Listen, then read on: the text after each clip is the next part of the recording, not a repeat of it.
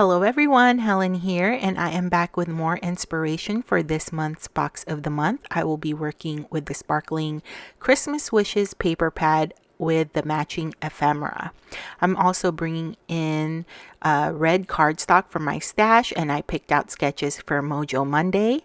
Now, this scallop edge that you see here, it's a punch from Creative Memories, and it holds a cartridge so you can change it, and you use this tool here to put your paper through, and then you can punch. And they have I actually use this for scrapbooking, but they have other borders that you can choose from. So I thought, I wanted to use the scallop edge for that, and I also like the little keyhole through it. And so that's why I picked that. But usually I'll just use that for scrapbooking. But, it's also great for card making. I also want to mention that I am using one of the basics paper pad that Not Too Shabby came out with. It's called Christmas Critter Basics. This is a perfect pairing with the two paper pads that came with the box of the month. It has a lot of basic patterns. You have faux glitter. You also have stripes, diagonal stripes. Diagonal stripes, polka dots. Not so busy. And I also think that this particular paper pad goes really well with the Christmas critters, because the Christmas critters has a lot of images of the animals and stuff like that. So this one can tone it down when you're trying to paper layer. All right, so let's talk about our first card. As you can see, I added that scalloped border, which added a really nice subtle detail to the card. And I really like the pairing of the plaid and the Christmas tree. It adds a nice, just visual detail to me. And I'm gonna stamp my sentiment, "Have a wonderful holiday," on the top right with Real Red ink pad by Stampin' Up. And then I'm going to place these brand new enamel dots that Jamie came out with. You can earn this for free once you've met a minimum purchase from her shop.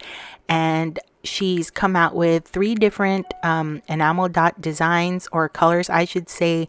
I believe one of them did sell out, but they're really pretty because it has a lot of sparkle in them.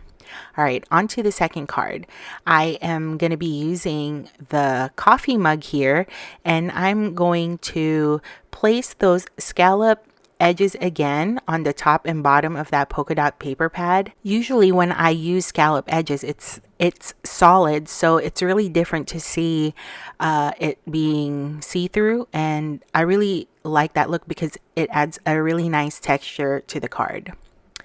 Also, if you're interested in seeing the sketches that I used, I will have that on my blog post. Link down below. They are for Mojo Monday. They are one of my favorites.